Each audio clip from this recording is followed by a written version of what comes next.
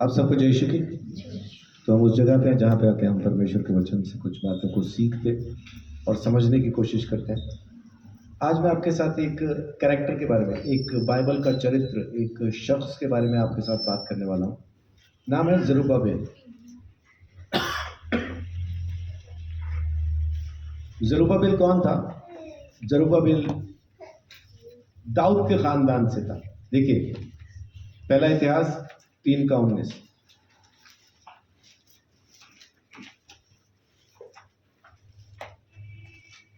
पहला इतिहास जी। जब अजूबा मर गई तब कालेब ने एप्राता से विवाह लिया और जिससे हूर उत्पन्न हुआ। पहला इतिहास 3:19। और पदायाह के पुत्र यरूजाबेल, यरूब्बाबेल और शिमो हुए और यरूब्बाबेल के पुत्र मशुलाम और हन्याया जिसकी बहन शलोमोत थी। जी, इसके आगे देखें तो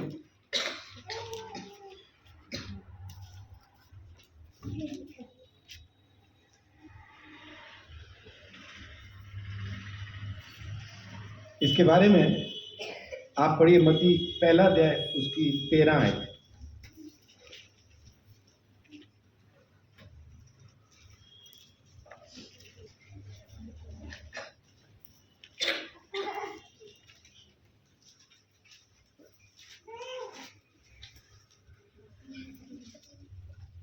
जरुब्बाबिल से अबीहूद उत्पन्न हुआ, अबीहूद से एल्काइम उत्पन्न हुआ और एल्काइम से अजोर उत्पन्न हुआ।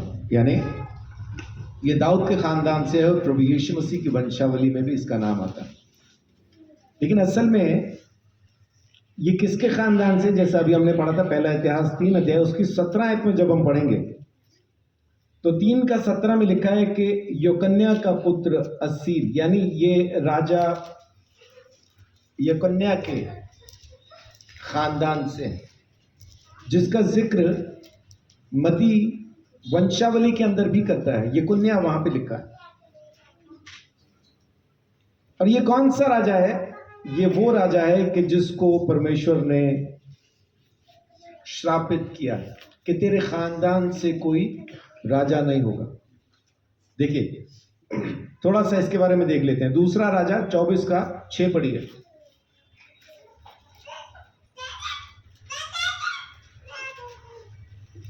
दूसरा राजा 24:6। तब राजा ने यहोयादा महायाजक को बुलाकर पूछा, क्या कारण है कि तूने लेवियों को दृढ़ आज्ञा नहीं दी कि वे यहूदा और यरूशलेम से उस चंदे के दूसरा राजा अंत में यहोयाकीम अपने पुरखाओं के संग सो गया और उसका पुत्र यहोयाकीन उसके स्थान पर राजा हुआ। जी, ये राजा था। इसके बाद इसका बेटा इसकी जगह पे राजा हुआ। 8 और 9 पढ़िए। जब यहोयाकीन राज्य करने लगा तब वह 18 वर्ष का था और 3 महीने तक यरूशलेम में राज्य करता रहा। उसकी माता का नाम नहुश्ता था, जो यरूशलेम के एलनातान की बेटी थी। उसने ठीक अपने पिता के समान वह किया जो यहोवा की दृष्टि में बुरा था। इसका मतलब है कि यकुन्याह जो था वो भी परमेश्वर की नज़र में वो कर रहा था जो ठीक नहीं था। इसके बेटे ने भी ठीक वैसा ही किया जो परमेश्वर की नज़र में बुरा था, खराब था। इस वजह से ये श्रापित हुआ, क्योंकि ये परमेश्वर की नज़र में सही नहीं चल रहा था, है ना। उसके बाद एक और आयत पढ़िए, 12 पढ़िए। तब यहूदा का राजा यहोयाकीम अपनी माता और कर्मचारियों, हाकिमों और खोजों को संग लेकर बेबीलोन के राजा के पास गया और बेबीलोन के राजा ने अपने राज्य के 8वें वर्ष में उनको पकड़ लिया। अब ये गुलामी में चले गए, बेबीलोन में चले गए। बेबीलोन में जाने के बाद, वहां पे पहुंचने के बाद ये पैदा होता है। यिर्मयाह इसके बारे में एक भविष्यवाणी करता है। यिर्मयाह इसको सीधा सीधा इसके साथ बात करता है। यिर्मयाह 22 अध्याय,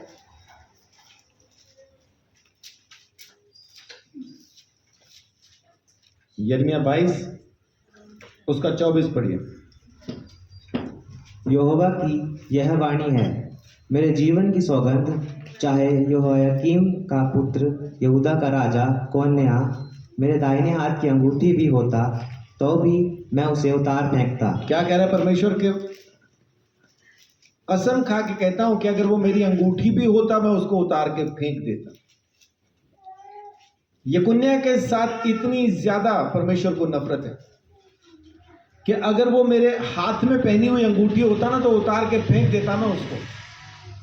अंगूठी का मतलब समझते हैं आप? राजा के हाथ में जो अंगूठी है मतलब है अधिकार, वो मोहर है।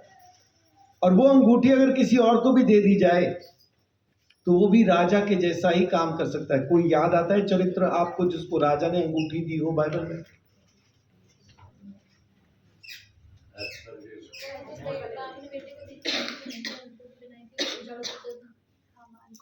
पुराने नियम में राजा की बात करें, बाप की नहीं, खाली राजा की बात। राजा ने किसी को अंगूठी दी, हामान को दी थी, हामान ने उसका गलत इस्तेमाल किया था। बाद में मोर्दकई को दी थी, उसने सही इस्तेमाल किया था। लेकिन उससे पहले अगर आपको याद हो तो मिस्र देश के अंदर जब यूसुफ जेल से बाहर आया था, यूसुफ को राजा ने अंगूठी दी और उसने पूरे राज्य, पूरे मिस्र के ऊपर प्रधानमंत्री के जैसा, राजा के जैसा राज किया, क्योंकि उसके पास राजा की अंगूठी। परमेश्वर के हाथ में अंगूठी मतलब राजा का अधिकार। और परमेश्वर कह रहा है कि मैं, अगर ये मेरे हाथ में होता, मेरे हाथ की अंगूठी भी होता, मैं ये कन्या को उतार फेंकता। परमेश्वर इतना ज्यादा इससे नाराज है। ये कन्या चाहिए नहीं परमेश्वर को, उसकी आंखों के सामने दिखना भी नहीं चाहिए। अब पढ़िए 28 आयत। क्या यह पुरुष कन्या तुच्छ और टूटा हुआ बर्तन है? क्या यह निकम्मा बर्तन है? फिर वह वंश समेत अनजाने देश में क्यों निकाल कर फेंक दिया जाएगा? ये गुलाम क्यों कर दिया जाएगा? क्या है ये, है ना? क्या चीज है ये? क्यों इसको निकाल दिया जाएगा? क्यों इसको गुलाम कर दिया जाएगा? 30 आयत भी पढ़ दीजिए।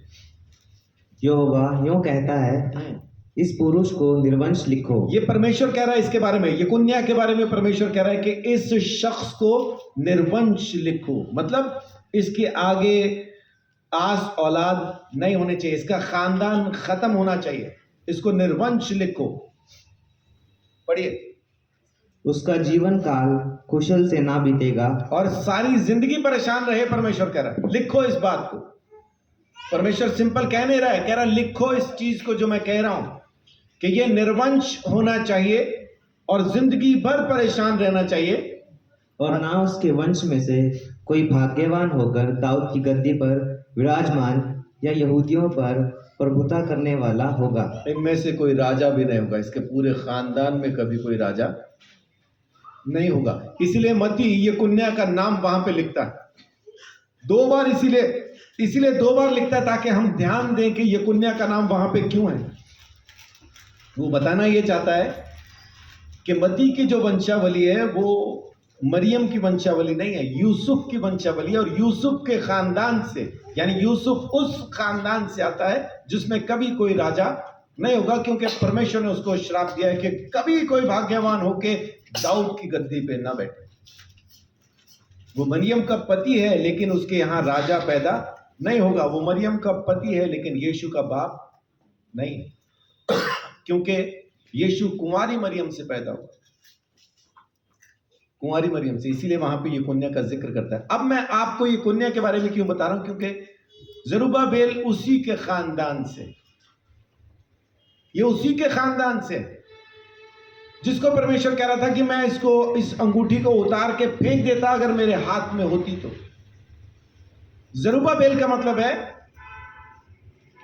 मिस्र में पैदा हुआ, बेबीलोन में पैदा हुआ, यानी वो इतने ज्यादा गुलामी में जाने के बाद इतना ज्यादा बेबीलोन की संस्कृति के अंदर रच गए कि अपने बेटे का नाम भी उसी संस्कृति के मुताबिक रखा है उन्होंने। अपना अपनी इस्राएली जो संस्कार है उसके मुताबिक नहीं रखा,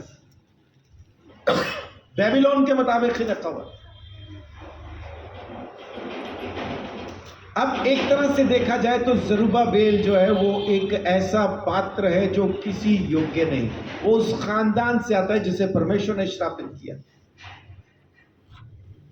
लेकिन जरुब्बाबेल परमेश्वर के भय में जीने वाला शख्स था, परमेश्वर के साथ चलने वाला शख्स था। एक रिजेक्टेड, एक गाड़ी होती है ना, एक्सीडेंट गाड़ी, पूरी खत्म हो गई, लेकिन उसके अंदर जो इंजन है उसमें कुछ चीजें बिल्कुल सही बच जाती हैं। तो मैकेनिक क्या करते हैं, उसके अंदर से उन चीजों को निकाल लेते हैं। दूसरी चलती हुई गाड़ी जिसका वो पुर्जा खराब हो, इस खत्म गाड़ी के उस पुर्जे से उस चलती हुई गाड़ी को, जो कि नकारा हो जाती है उस पुर्जे के बगैर, वो पुर्जा लगाते हैं और वो गाड़ी चल पड़ती है, बिल्कुल सही चल पड़ती है। ये खत्म हो चुकी गाड़ी का पुर्जा है। परमेश्वर ने इसके खानदान को श्राप दिया, लेकिन परमेश्वर ने बेबीलोन के समय में इसको चुना, इसके बारे में भविष्यवाणी की, भविष्यवक्ताओं के द्वारा जरुब्बाबेल के बारे में बातें की परमेश्वर ने। और देखिए जरुब्बाबेल के बारे में हागई क्या भविष्यवाणी करता, हागई क्या कहता है, जरा देख लेते हैं जरुब्बाबेल के बारे में। हागई 2 अध्याय 20 से लेके 23 तक।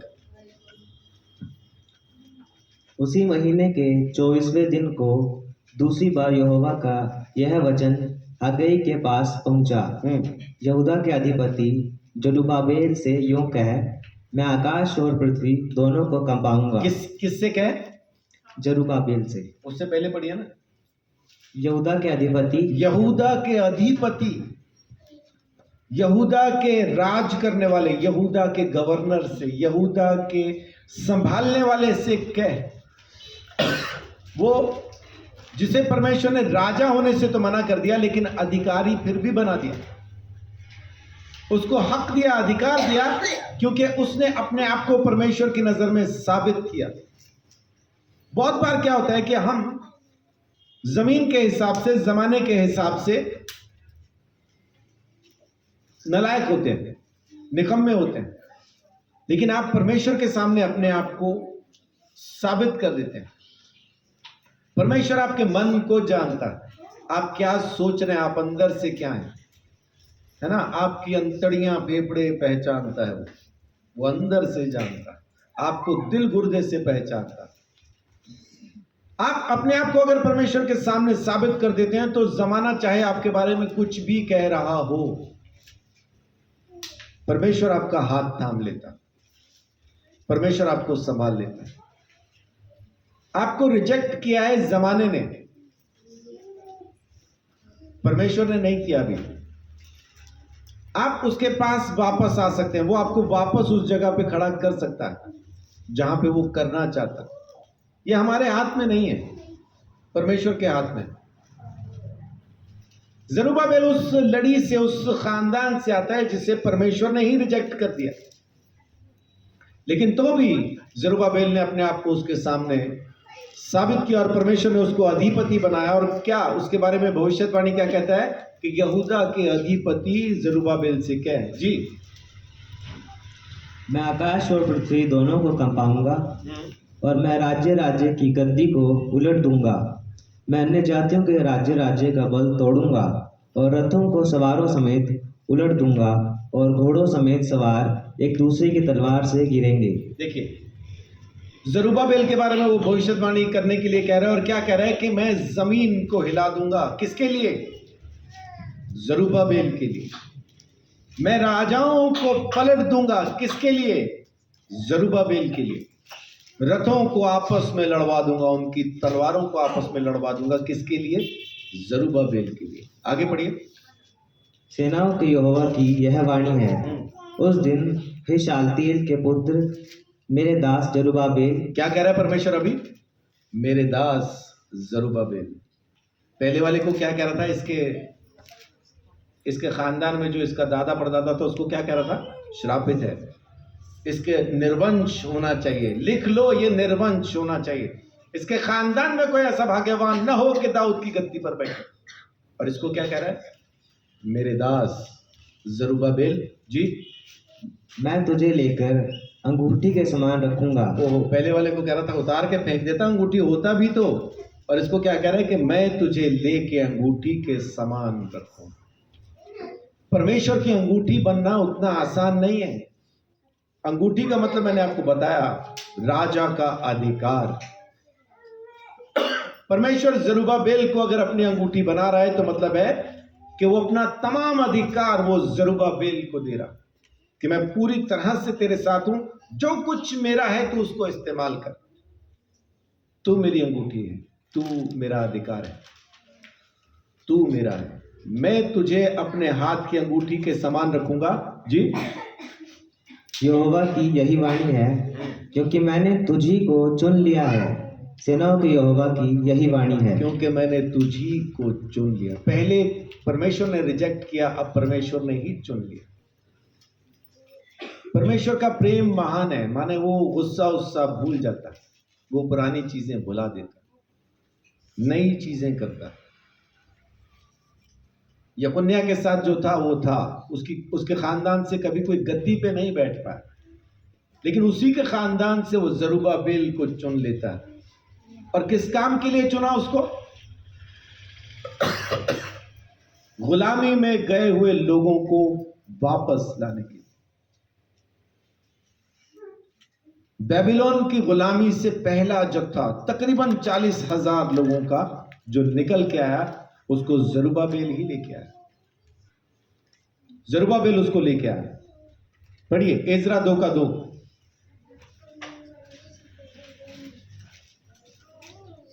ये जरुब्बाबेल, यीशु, नहम्याह, सराया, रेलाया, मर्दकै, बिलशान, मिस्पार, बिगवै, रहूम, बाना के साथ आए। ये लीडर्स के नाम लिखे हुए यहां पे, किनके साथ ही आए उसमें जरुब्बाबेल का नाम आता। जरुब्बाबेल लोगों को वहां से निकाल के लेके आया। नहम्याह 7:7।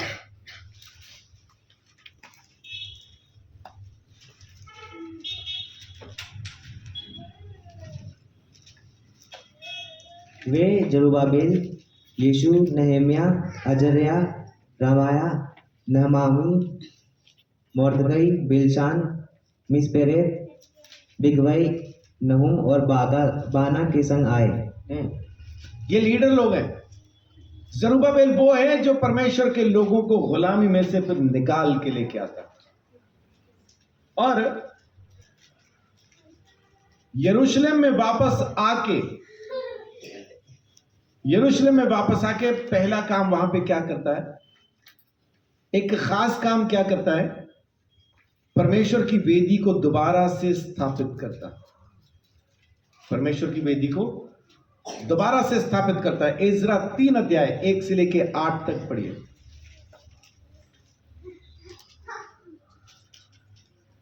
जब 7वां महीना आया और इस्राएली अपने अपने नगर में बस गए, तो लोग यरूशलेम में एक मन होकर इकट्ठे हुए।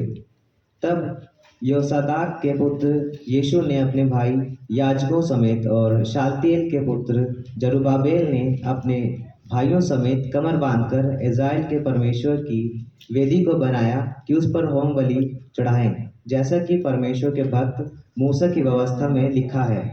तब उन्होंने वेदी को उसके स्थान पर खड़ा किया, क्योंकि उन्हें उस ओर के देशों के लोगों का भय रहा, और वे उस पर यहोवा के लिए होम बलि अर्थात प्रतिदिन सवेरे और सांझ के होम बलि चढ़ाने लगे। उन्होंने झोपड़ियों को पर्व को माना, जैसा कि लिखा है, और प्रतिदिन के होम बलि एक एक दिन की गिनती और नियम के अनुसार चढ़ाएं। इसके बाद नित्य होम बलि और नए नए चांद और यहोवा के पवित्र किए हुए सब नियत पर्वों के बलि और अपनी अपनी इच्छा से यहोवा के लिए सब स्वेच्छा बलि हर एक के लिए बलि चढ़ाए। 7वें महीने के पहले दिन से वे यहोवा को होम बलि चढ़ाने लगे, परंतु यहोवा के मंदिर की नींव तक न डाली गई थी। तब उन्होंने पत्थर गढ़ने वालों और कारीगरों को रुपया और सिदोनी और सोरी लोगों को खाने पीने की वस्तुएं और तेल दिया कि वे पारस के राजा खुसरू के पत्र के अनुसार देवदारू की लकड़ी लबानोन से याफा के पास के समुद्र में पहुंचाएं। 8वें, उनके परमेश्वर के भवन में जो यरूशलेम में है आने के दूसरे वर्ष के दूसरे महीने में शालतिएल के पुत्र जरुब्बाबेल ने और योसादाक के पुत्र यीशु ने और उनके अन्य भाइयों ने जो याजक और लेवीय थे और जितने बंधुआई से यरूशलेम में आए थे उन्होंने भी काम को आरंभ किया और 20 वर्ष अर्थात उससे अधिक अवस्था के लेवियों को यहोवा के भवन का काम चलाने के लिए नियुक्त किया। आमीन। तो पहला काम यहाँ पे क्या करता है जरुब्बाबेल? यरूशलेम में आके कि परमेश्वर की महिमा, उसकी आराधना, उसके बलिदान जो बंद हो चुके थे, वेदी को दोबारा से स्थापित करके उसको शुरू करता। परमेश्वर की आराधना, परमेश्वर की महिमा शुरू करता। बंद हो चुकी, खत्म हो चुकी परमेश्वर की महिमा को दोबारा से शुरू करता। अब इसको किसी से कोई लेन देन नहीं है। ये कौन है, क्या है, इसके बारे में क्या लिखा है, लोग इसके बारे में क्या कहते हैं, उसको कोई लेन देन नहीं। बस अब वो परमेश्वर का काम कर रहा, उसको सिर्फ परमेश्वर को महिमा देनी, उसको कुछ और नहीं चाहिए। हाँ, मंदिर की नींव अभी तक नहीं रखी गई, लेकिन उसने वेदी तैयार कर दी और लोगों को नियुक्त कर दिया ताकि ये रुके ना। अब ये लगातार की आराधना होती चली जाए। बहुत जरूरी नहीं है कि आप हर बार आप ही उस काम को कर रहे हो। मूसा ने परमेश्वर से एक नमूना पाया, एक नक्शा पाया मिलाप के तंबू का। मूसा ने वो तंबू बनाया, वेदियां बनाई, अंदर का फर्नीचर बनाया, वो दीवट बनाई जिसमें 7 दिए जला करते थे। लेकिन मूसा ने यह नहीं कहा तेल मैं ही डालूंगा, मूसा ने यह नहीं कहा मैं ही जलाऊंगा। मूसा ने लोगों को नियुक्त किया, जैसा कि परमेश्वर ने उसको कहा वैसा वैसा वो करता गया।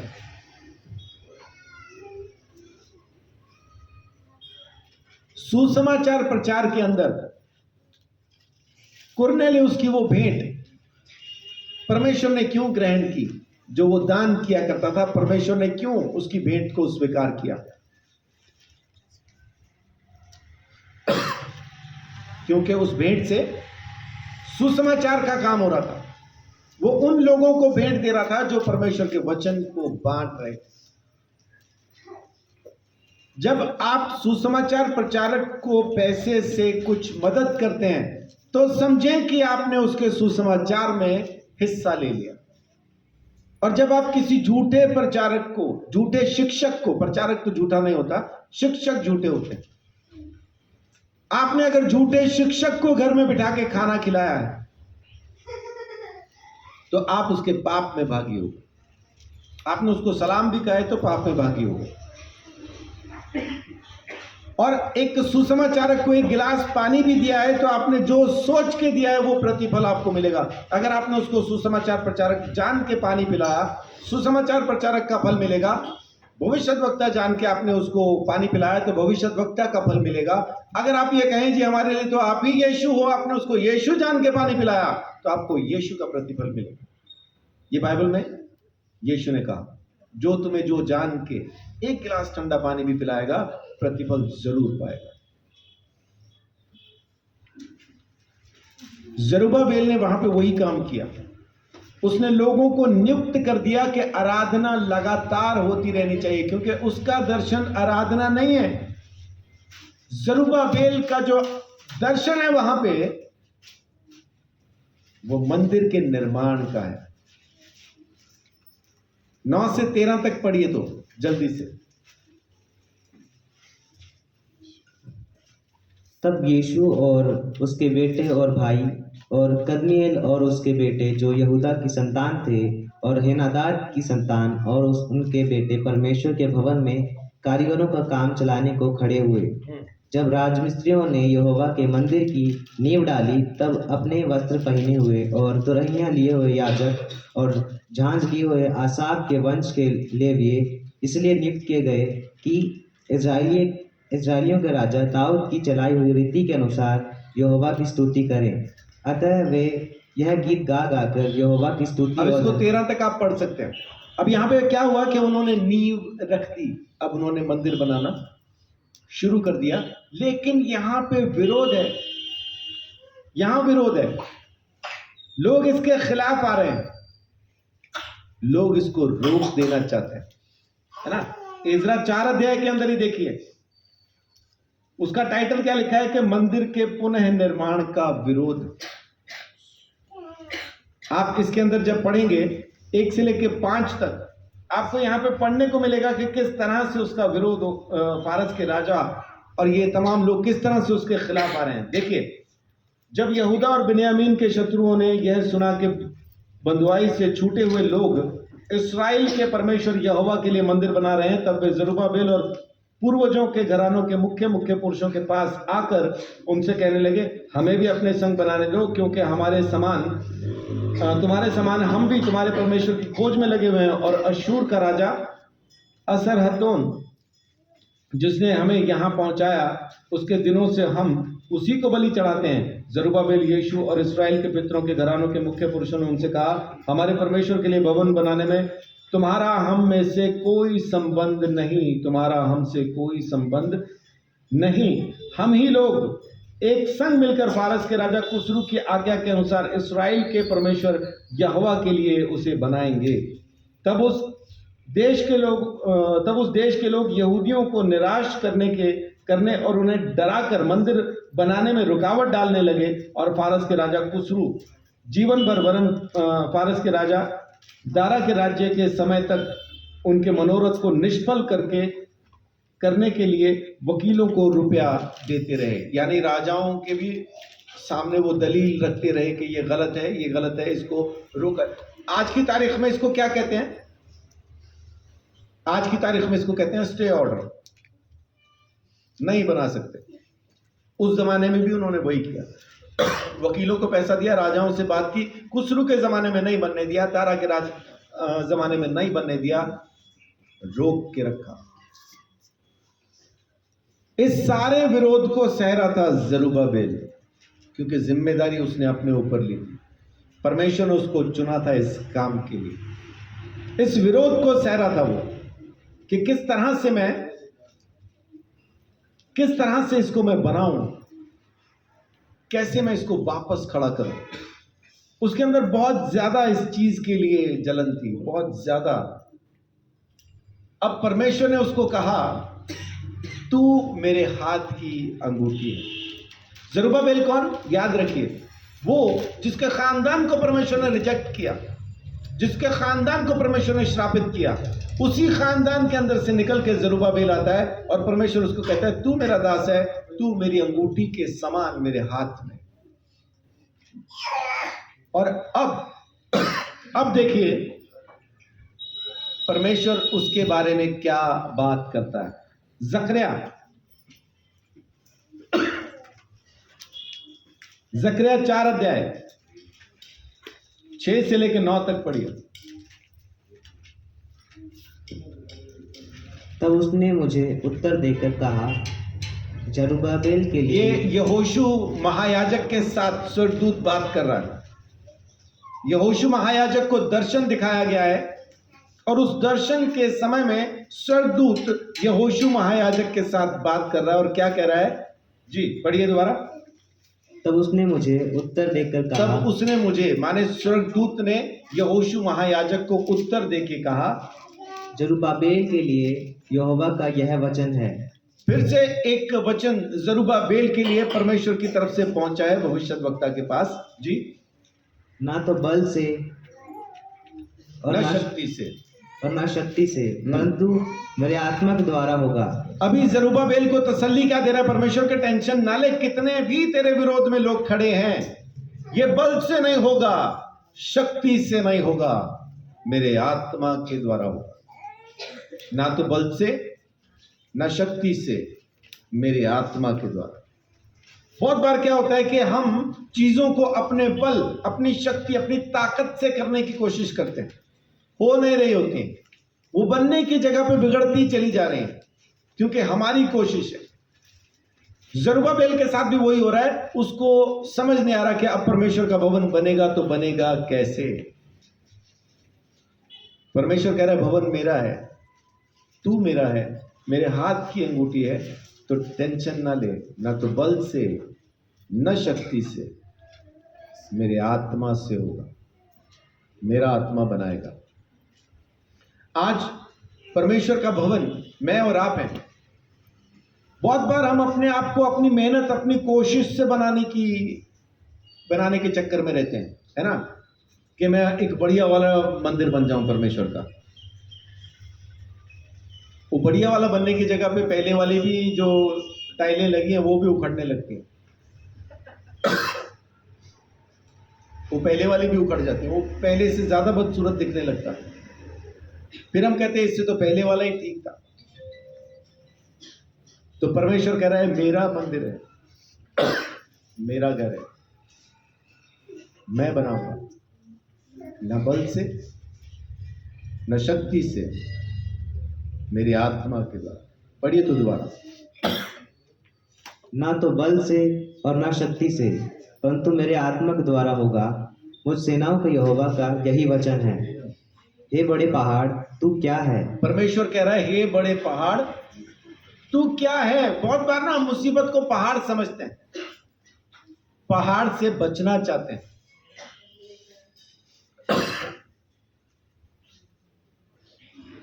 अगर मैं आपको कहूं कि आपके रास्ते में एक पहाड़ आ रहा है और वो पहाड़ आपने जीतना है, तो जीतेंगे कैसे? पहाड़ से बच के या पहाड़ पे चढ़ के उसकी चोटी पे अपना झंडा ऐसा लगाने से? जीतेंगे कैसे पहाड़ को? पहाड़ पे चढ़ के आप उसकी चोटी पे अपना झंडा लगाएंगे कि आज तू हार गया, मैं जीत गया, ये रहा मेरा झंडा। लेकिन हम प्रार्थना क्या कर रहे हैं? पहाड़ हट जाए प्रभु। परमेश्वर कह रहे तू चढ़ना इसकी खोपड़ी में गाड़ झंडा जाके,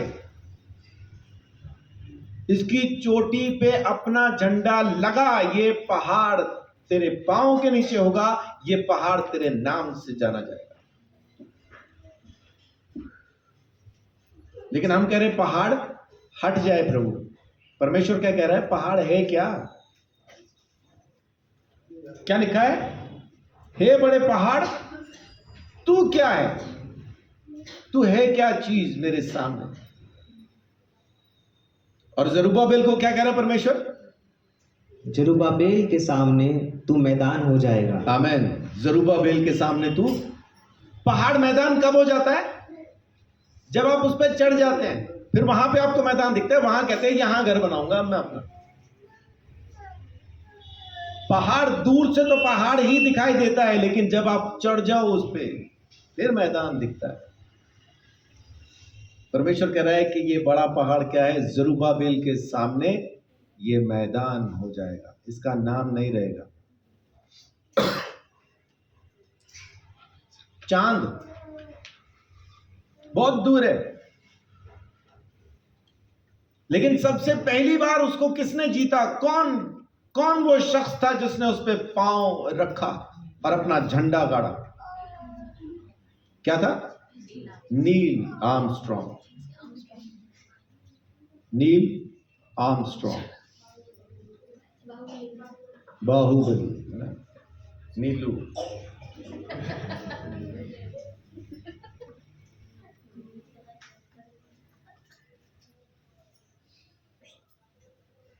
अब जब भी चांद का नाम आता है ना, नील आर्मस्ट्रॉन्ग, हर शख्स को जो थोड़ा बहुत पढ़ा लिखा है, जिसको माड़ी मोटी अंग्रेजी आवा, सब बोलते हैं उसका नाम। चांद के साथ नील आर्मस्ट्रॉन्ग का नाम तब तक रहेगा जब तक चांद रहेगा, क्योंकि वो पहला शख्स है जिसने चांद को हरा दिया। एवरेस्ट कहूं तो कोई बता पाएगा मुझे? पहला कौन जिसने झंडा लगाया? मेरे ख्याल हेनरी करके कुछ था वो। लेकिन साथ में नेपाल का एक शख्स था जिसने उसके टेंट को उठाया था। उसका नाम कोई नहीं जानता। वो टेंट ले जाने वाले का कोई वो नहीं है, जिसने झंडा लगाया बात उसी की है। आपकी परेशानी उस दिन परेशानी नहीं रहेगी जिस दिन आप अपनी परेशानी की खोपड़ी में यहोवा के नाम का, यीशु के नाम का झंडा गाड़ दें। उस दिन वो परेशानी आपके पाँव के नीचे होगी और वो मैदान हो जाएगा।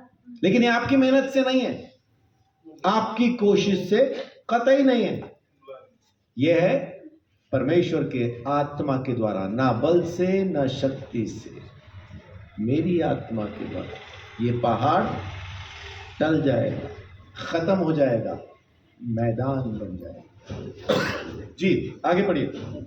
और वह चोटी का पत्थर यह पुकारते हुए आएगा, उस पर अनुग्रह हो अनुग्रह। जी फिर यहोवा का यह वचन मेरे पास पहुंचा, जरुब्बाबेल ने अपने हाथों से इस भवन की नींव डाली है। क्या वचन पहुंचा कि इस भवन की नींव जरुब्बाबेल ने अपने हाथ से डाली है, तो और वही अपने हाथों से उसको तैयार भी करेगा। आमीन। लाख विरोध के बावजूद परमेश्वर कह रहा है जरुब्बाबेल ने इस मंदिर की नींव डाली है और वही अपने हाथ से इसको तैयार भी करेगा। आप लोगों में से कितने लोग हैं जिनकी नींव प्रभु यीशु मसीह है? मुझे मिला के हम सब सबकी नींव यीशु। आमीन, हालेलुया। अब इसको बनाएगा कौन? रद्दा कौन रखेगा? रद्दा राजमिस्त्री के जैसा हमने रखना। अब यह सोच के रखना है कि आप किस चीज का रद्दा रखते हैं, बहुमूल्य पत्थर का, सोने चांदी का, लकड़ी का या घास फूस का। भवन अब आपको बनाना, नींव रखी गई।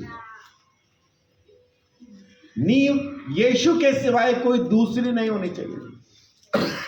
पहला कुरिन्थियों 3 अध्याय, वहां पे नींव का जिक्र है, मेरा ख्याल 10वीं आयत से। परमेश्वर के उस अनुग्रह के अनुसार जो मुझे दिया गया, मैंने बुद्धिमान राजमिस्त्री के समान नींव डाली और दूसरा उस पर रद्दा रखता है, परंतु हर एक मनुष्य चौकस रहे कि वह उस पर कैसा रद्दा रखता है। उससे पहली वाली आयत पढ़िए। क्योंकि हम परमेश्वर के सहकर्मी हैं, तुम परमेश्वर की खेती और परमेश्वर की रचना हो। नहीं, आगे पढ़िए, अगली वाली पढ़िए, जो पढ़ चुके उसके आगे। क्योंकि उस नींव को छोड़ जो पड़ी है और वह यीशु मसीह है, हाँ जी, कोई दूसरी नींव नहीं डाल सकता। यीशु को छोड़ कोई दूसरी नींव नहीं डालनी, लेकिन आगे क्या करे? बुद्धिमान राजमिस्त्री के समान। आगे पढ़िए। यदि कोई उस नींव पर सोना या चांदी या बहुमूल्य पत्थर या काठ या घास या फूस का रद्दा रखे, तो हर एक का काम प्रकट हो जाएगा। ठीक है जी। अब किस किस तरह के रद्दे हैं उसमें? बहुमूल्य पत्थर, सोना चांदी, लकड़ी या भूस, घास फूस। लेकिन परखा जाएगा आग से। बहुमूल्य पत्थर आग में नहीं जलता, सोना चांदी आग में रहता है, लकड़ी खत्म, भूसा तो सबसे पहले। अब इस मंदिर का निर्माण आपने करना है। जरुब्बाबेल की तरह हो सकता है कि आपको भी रिजेक्ट किया हुआ हो, जरुब्बाबेल की तरह हो सकता है कि आपके नाम के साथ भी बदनामी जुड़ी हो, है ना, उसके बाप दादा की बदनामी उसके साथ जुड़ी हो कि ये उसके खानदान से जो निर्वंश है, आपके साथ भी वो बदनामी जुड़ी हो सकती है। लेकिन परमेश्वर क्या कह रहा है? मैंने तुझे अपने हाथ में अंगूठी के जैसा संभाल लिया। अभी हम उसकी संतान हैं। अब परमेश्वर हमें अपनी संतान के जैसा देखता है। अभी बेटे बेटियों के जैसा वो हमें आवाज देता, और फिर वो कहता है कि ये पहाड़ जो तेरे सामने है, चाहे कैसा भी पहाड़ क्यों ना हो, ये मैदान हो जाएगा मेरी आत्मा के द्वारा, क्योंकि मैं तेरे साथ हूं। और फिर परमेश्वर का एक वचन आता है जरुब्बाबेल के लिए कि तूने नींव डाली है तो टेंशन ना ले, भवन भी तू ही बनाएगा। और जरुब्बाबेल ने उस भवन को बना के तैयार किया। परमेश्वर आज आपकी तरफ, मेरी तरफ देख रहा है कि नींव तो रख दी गई है, नींव तो यीशु है, रद्दा रखने की बारी अब हमारी है। हम क्या रद्दा रखते हैं वो अब सोचने की बात हमारी है। अगर आज तक आपने घास फूस का मेरे जैसा रद्दा रखा है तो दिक्कत नहीं। जैसे ही अब आप बहुमूल्य पत्थर का रद्दा रखेंगे, सारा भूसा उसके नीचे बैठ जाएगा, दीवार बढ़िया बन जाएगी। भूसा पत्थर का वजन नहीं संभाल सकता, वो खत्म हो जाएगा उसके अंदर। अभी से इसी वक्त से आप अपने रद्दे को बदल सकते हैं, रद्दे को बहुमूल्य पत्थर का, सोने चांदी का रख सकते हैं। परमेश्वर आपको बनते हुए देखना चाहता है। अंश अंश करके हम बदलते जाते हैं। वचन कहता है कि उस भवन में जैसे एक एक पत्थर रख के उसको बनाया गया, ऐसा ही तुम भी अब अपने सृष्टिकर्ता, अपने मुक्तिदाता प्रभु यीशु मसीह के स्वरूप में बनते चले जाओ। तो अब बारी हमारी है। जरुब्बाबेल ने वो भवन तैयार कर दिया, अब हमारी बारी है। जरुब्बाबेल के ऊपर जो अनुग्रह हुआ उससे कहीं ज्यादा अनुग्रह हमारे ऊपर है। तब तक यीशु मसीह ने अपनी जान दे के हमारे पापों के लिए दंड नहीं सहा था, अब सह चुका है। अब हम परमेश्वर के संतान हैं, अधिकार के साथ हैं। हमारे पास वो तमाम अधिकार हैं जो यीशु मसीह के पास है। यीशु कहता है स्वर्ग और जमीन का सारा अधिकार मुझे दिया गया, इसलिए अब तुम जाओ। वो तमाम अधिकार हमें दे के भेजता है और कहता है मुझसे भी बड़े बड़े काम तुम करोगे। यीशु मसीह पानी पे चला, अपन हवा में चल के जा सकते हैं। वो जरूरत के हिसाब से था, दिखावा या ड्रामा नहीं। क्योंकि चेले नाव में जा चुके थे, यीशु को भी झील के पार जाना था, नाव है नहीं थी, तूफान आ रहा था, दूसरी नाव मिलने भी नहीं थी, इसलिए यीशु पैदल पैदल पानी पे ही चल दिया। हमें भी अगर चलना होगा तो जरूरत होनी चाहिए, वो खाली दिखावा नहीं, टेम्परेरी तौर पे नहीं। यीशु मसीह ने मुर्दे के पास खड़े होके कहा उठ खड़ा हो। हम फोन पे कहेंगे वो उठ जाएगा, आमीन। उससे बड़े बड़े काम हम कर सकेंगे क्योंकि यीशु ने कहा। और करने के पीछे कारण क्या है? यीशु कहता है तुम मुझसे बड़े बड़े काम करोगे। क्योंकि क्या आगे कोई बता सकता है मुझे क्या है? क्योंकि तुम आज्ञा मानोगे, क्योंकि तुम पवित्र हो जाओगे, क्योंकि तुम बहुत अच्छे हो जाओगे, क्योंकि तुम जमीन के ऊपर सबसे बढ़िया होगे। यह है क्योंकि जब मेरी बातें तुम में होंगी।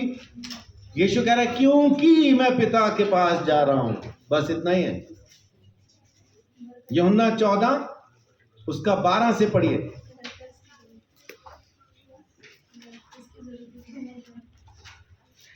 14 का 12 से पढ़िए।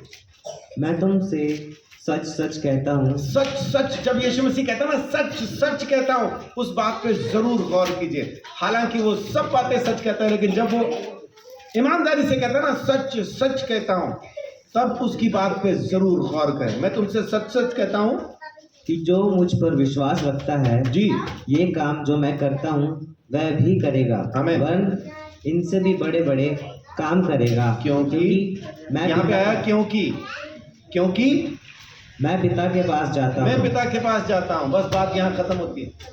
अब जो कुछ तुम मेरे नाम से मांगोगे पिता तुम्हें देगा। हमारी लियाकत नहीं चाहिए उसको सिर्फ हमारी अवेलेबिलिटी चाहिए।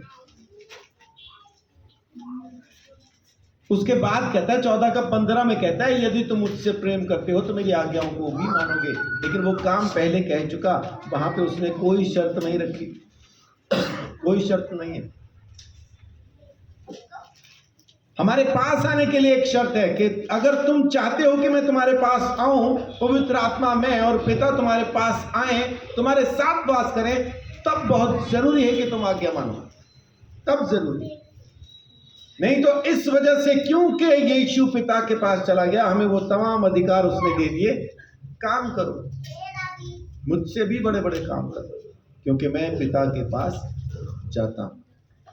आमीन। सो परमेश्वर आप सबको बहुत आशीष, बड़ी बरकत दे, अपने अनुग्रह के अंदर संभाल के रखे। अपने आप को